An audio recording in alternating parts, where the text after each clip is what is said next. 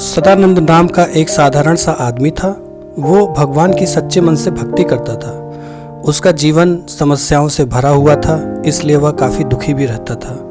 कभी घर में कोई बीमार पड़ जाता, पूरी मेहनत से काम करने के बावजूद नौकरी में सफलता नहीं मिलती, तनख्वाह नहीं बढ़ती। ऐसी छोटी मोटी कई समस्याएं उसके जीवन में चल रही थी। सदानंद अक्सर यह सोचता था कि वह तो किसी भी प्रकार का गलत काम नहीं करता है, फिर भी उसके जीवन में इतने दुख, इतने कष्ट क्यों हैं? ऊपर से वह भगवान की इतनी भक्ति करता है, तो फिर भगवान क्यों उसे अच्छा जीवन नहीं देते?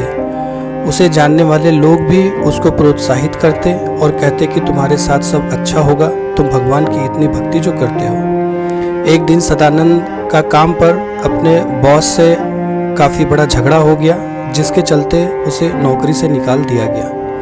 उस दिन सदानंद बड़ा दुखी मन से घर आया और भगवान के सामने बैठकर पूजा पाठ करने लगा और भगवान से कहने लगा कि भगवान, आज कुछ भी हो जाए, आज आप मेरे सपने में आओगे और मुझसे बात करोगे।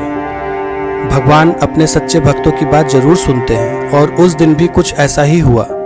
रात को जब सदानंद सो रहा था तो उसके सपने में भगवान आए। भगवान को अपने पास पाकर सदानंद ने अपना मन भगवान के सामने हल्का करना शुरू कर दिया। वह अपनी समस्याओं के बारे में बोलता ही गया। जब उसने अपने मन के सारे विचार भगवान के आगे निकाल दिए, तब भगवान ने उससे कहा, बताओ तुम क्या चाहते हो? सदानंद बोला, भगवान जी, मैं आपका भक्त हूँ, मैं कोई गलत काम नहीं करता, फिर भी मेरे जीवन में इतना दुख क्यों है? मैं देखता हूँ कि जो गलत काम करते हैं, सही राह पर नहीं चलते हैं, वह बड़े मौज शौक से जीवन जीते हैं, ऐसा क्यों?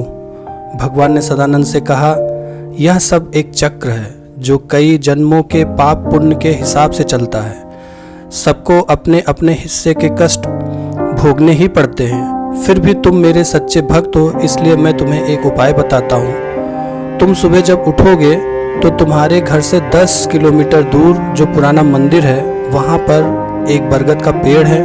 वहाँ पर तुम अपनी सारी समस्याएं एक चिट्ठी में लिखकर चिट्ठी को उस बरगद के पेड़ के पास रख कर आना और तुम्हारी सारी समस्याएं खत्म हो जाएंगी। लेकिन उसके लिए एक शर्त है, तुम्हें उस चिट्ठी के बदले किसी और के द्वारा लिखी गई एक चिट्ठी उठाकर लानी होगी और उस चिट्ठी में जो लिखा होगा वह तुम्हारे साथ होने लगेगा।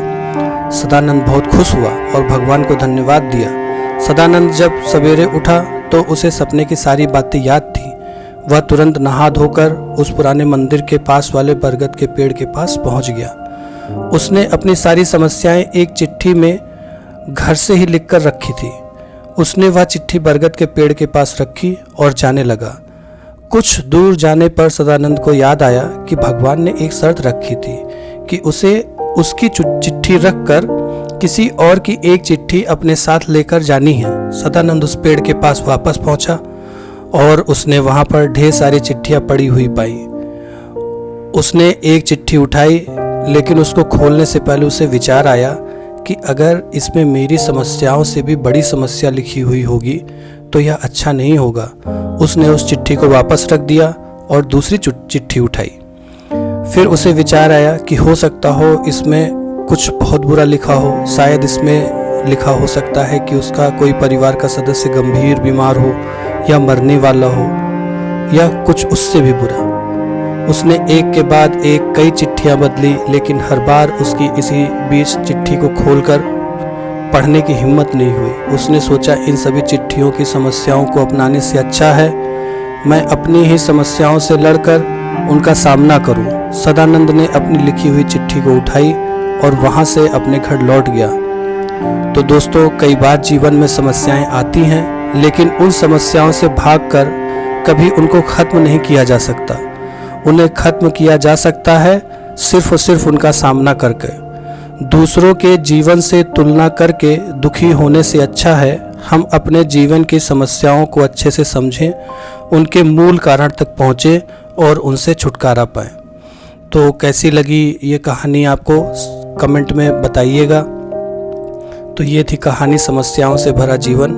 मिलते हैं हम अगली कहानी में, तब तक के लिए धन्यवाद।